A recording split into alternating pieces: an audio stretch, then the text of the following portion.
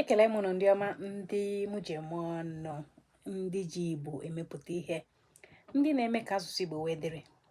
A na-ajụ si eji Igbo eme gịnị?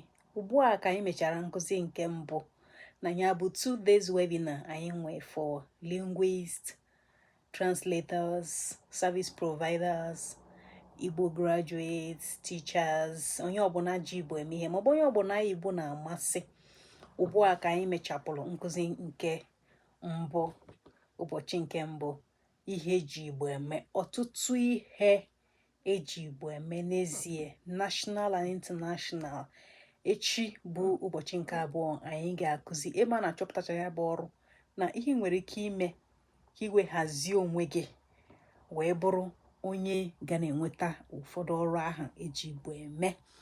Ekenekwa m ndị na-esonye, ndị na-akwụ ụgwọ, ndị na-asị ka ha bịa mara ihe Amarachi Atama na-ekwu maka ya, maka na ndị be anyị kwuru na onye gafee ya gosi onye ọzọ, onye nyere ya nye.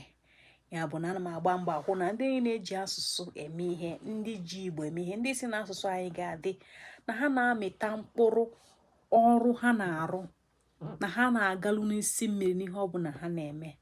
Ekelekwa m unu wee na-asị na ọ ga-adịrị anyị mma, na-asịkwa gị nke ị na-eme mesibe ya ike, mesie ya ike, uche gị dị n'ihe na-eme, na-emesie ike.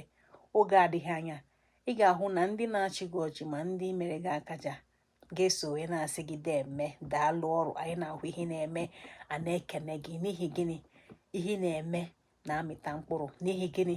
Ihe na-eme bụ ihe a na-achọ. Ị na-enyela aka ka a hazie obodo, ka e wee dozie ihe a na-achọ ihe a na-achọ n'oke ị na-eme ya ka ọ dị na oke ana. Ekele m unu. Abụ m Amarachi Atama, onye nke unu na-akpọ gịnị? Nwa dị ọra mma.